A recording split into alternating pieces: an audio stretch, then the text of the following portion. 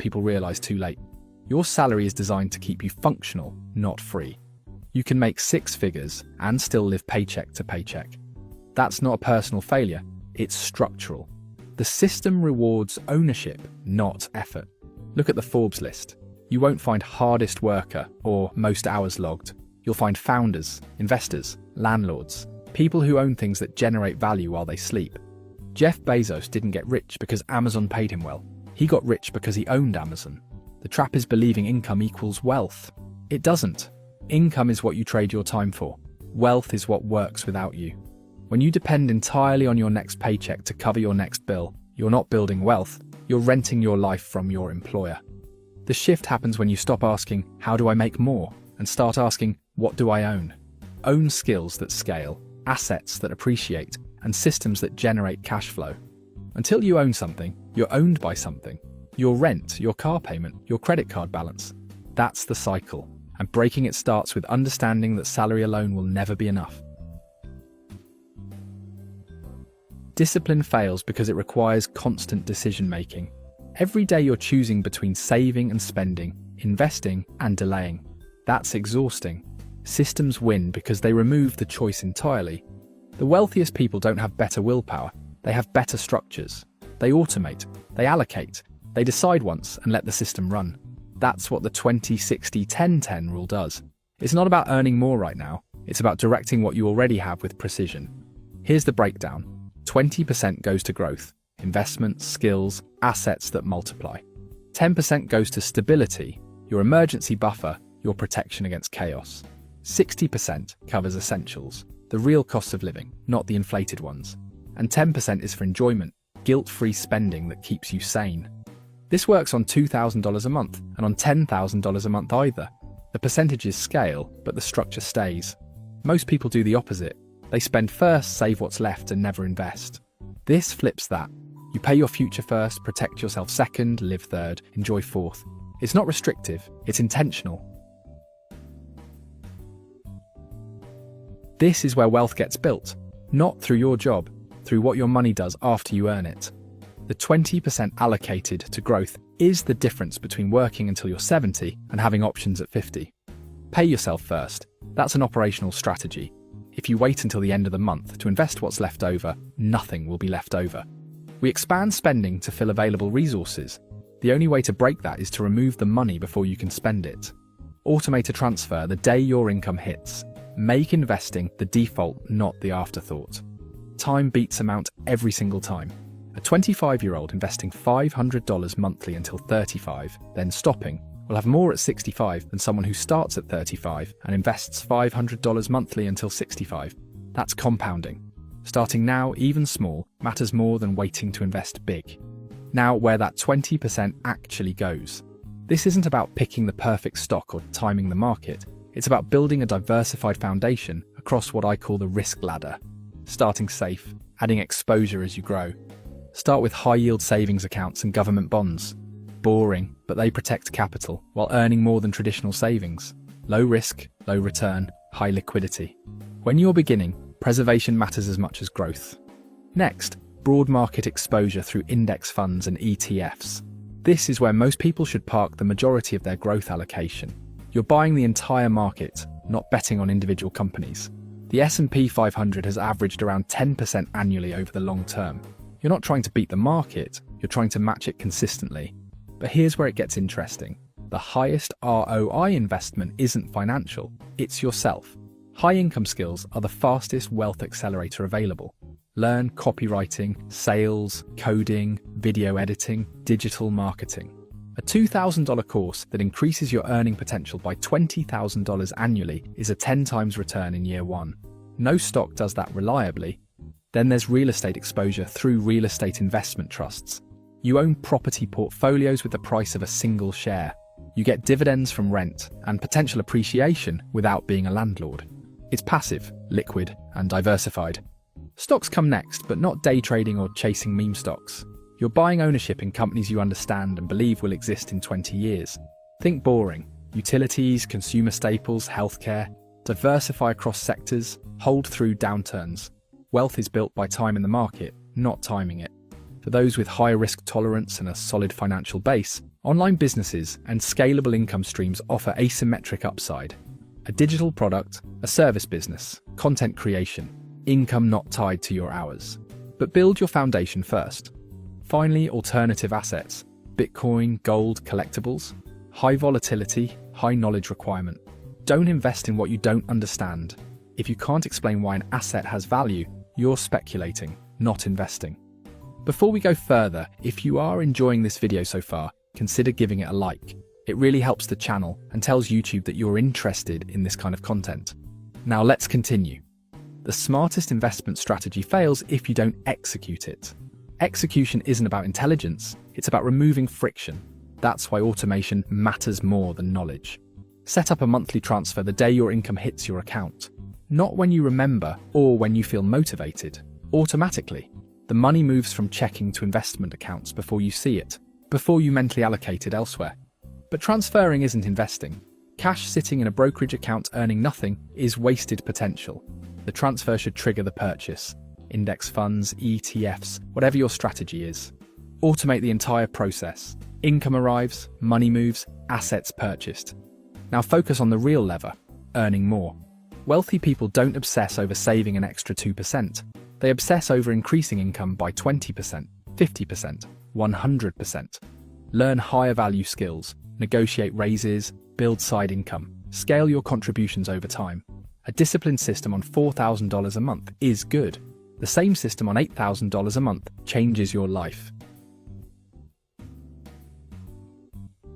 Most people think they have a money problem. They don't. They have a stability problem. One car repair becomes a credit card balance. One medical bill derails 6 months of progress. It's not that they're bad with money, it's that they're one emergency away from financial collapse. That's what the first 10% solves.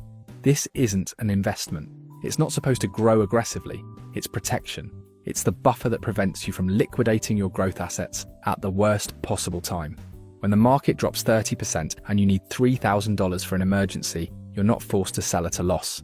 You pull from stability. Here's how to calculate it. Add up your monthly essential expense. Rent, utilities, groceries, insurance, minimum debt payments. Multiply that by 5 or 6. That's your target. If you spend $2,500 a month on essentials, you need $12,500 to $15,000 sitting in this fund. Where do you keep it?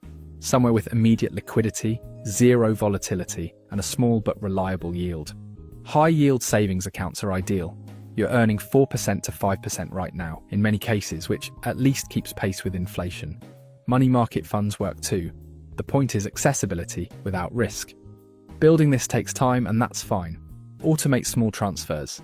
Even $100 or $200 monthly adds up. But here's the critical rule. The moment you use this fund, you replenish it immediately. Treat it like a loan to yourself that gets paid back before anything else.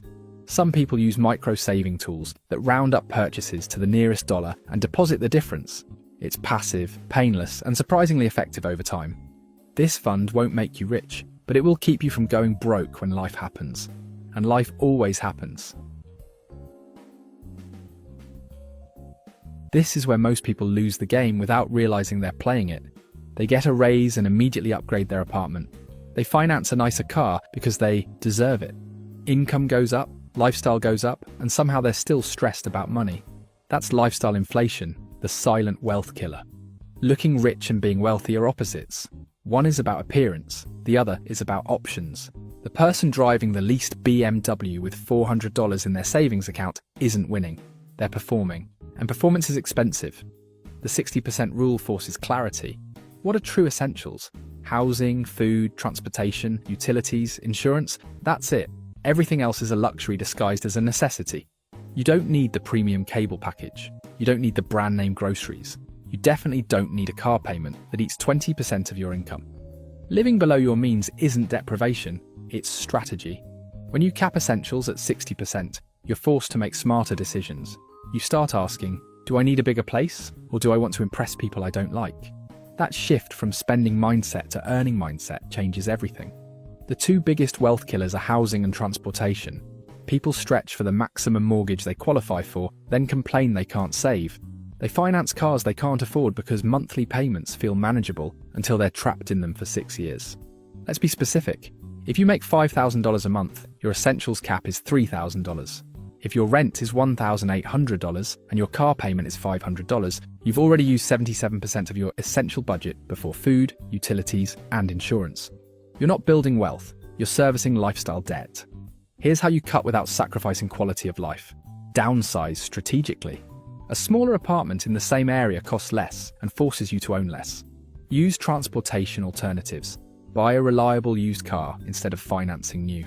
A $12,000 used Toyota will last a decade. A $40,000 financed SUV will cost you $50,000 plus with interest and keep you broke. The long-term impact of fixed costs is brutal. A $400 monthly car payment over 10 years is $48,000. Invested at 8% annual return, that's $73,000.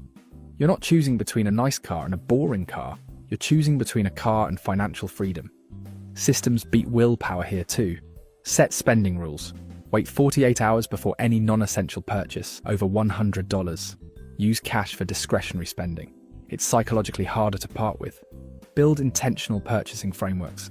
I only buy this if I've wanted it for 30 days and it replaces something I already own. The goal isn't to live like you're broke when you're not.